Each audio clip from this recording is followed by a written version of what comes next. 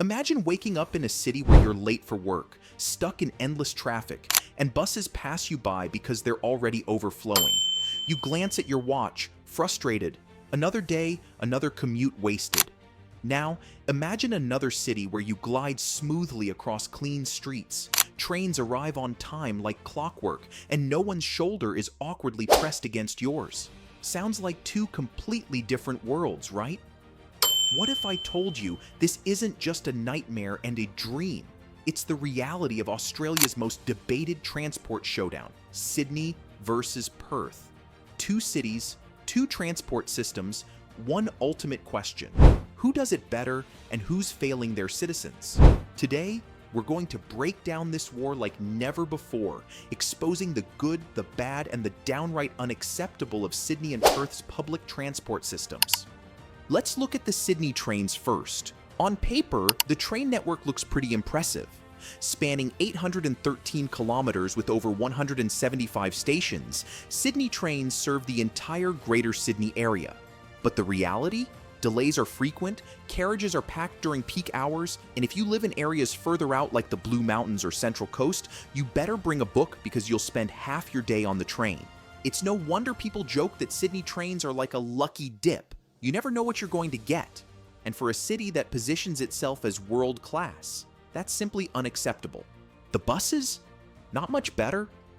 While Sydney has an extensive bus network covering areas the trains don't reach, it suffers from the same age-old problem: traffic. Bus lanes exist, but they're not always enforced properly, and buses often crawl along congested streets, making you question if walking would have been faster. And then there are the ferries. Oh yes, Sydney's beloved ferries. While undeniably scenic and efficient for some routes, ferries are more of a tourist attraction than a practical mode of transport for most locals. Plus, they come with premium fares that aren't exactly budget-friendly. Sydney does have the Metro now, Australia's first driverless train system, a project that cost billions to build.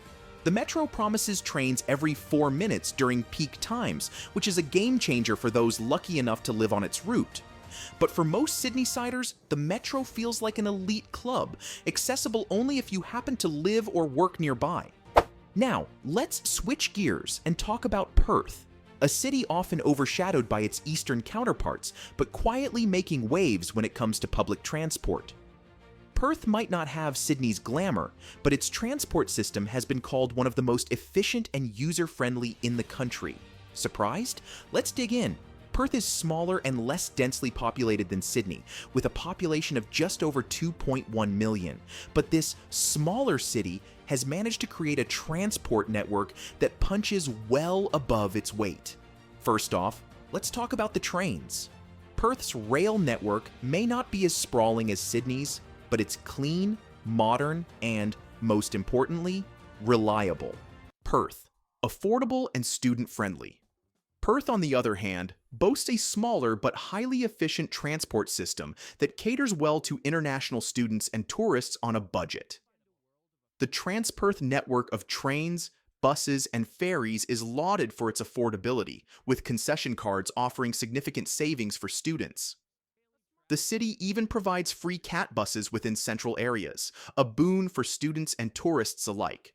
Perth's transport system covers essential spots like the beaches, Kings Park, and Fremantle at a fraction of Sydney's costs.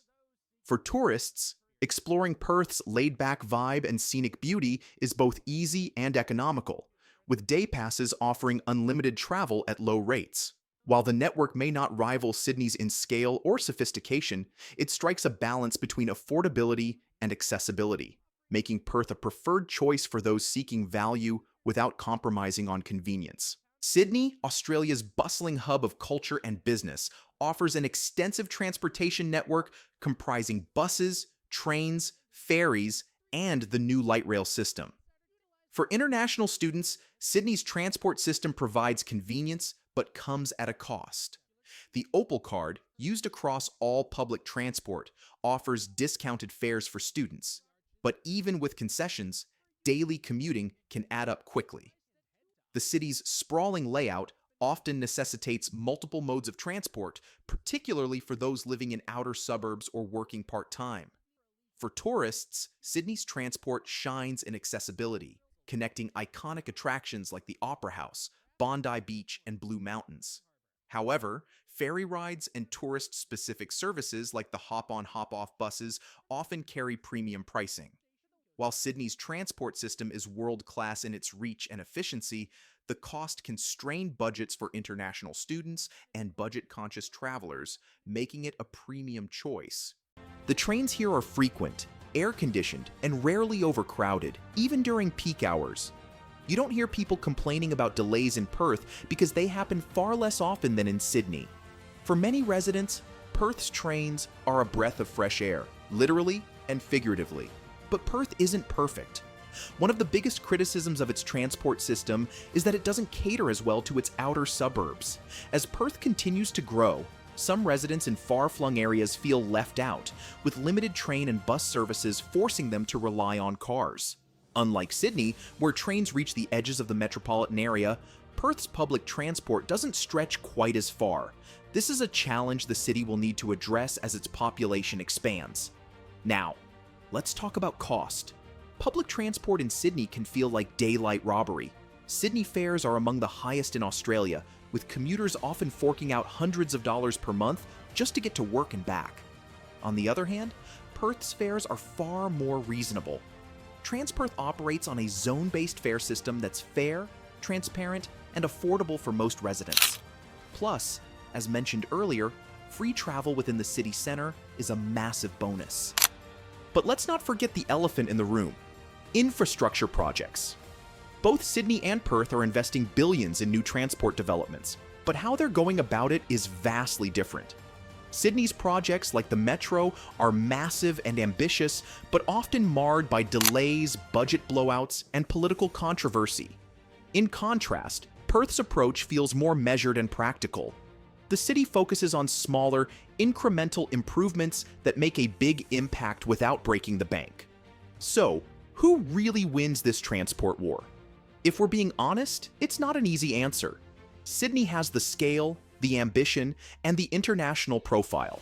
Its metro system is undeniably impressive, and its public transport network covers vast distances.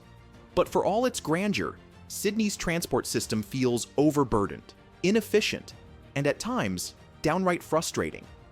For a city of its size and status, commuters deserve better. If you're a Sydney-sider who's had enough or a Perth resident proud of your city's system, drop your thoughts in the comments below. Let us know which city you think wins the transport war. Don't forget to like, share, and subscribe for more deep dives into the world of urban development, and we'll see you in the next video.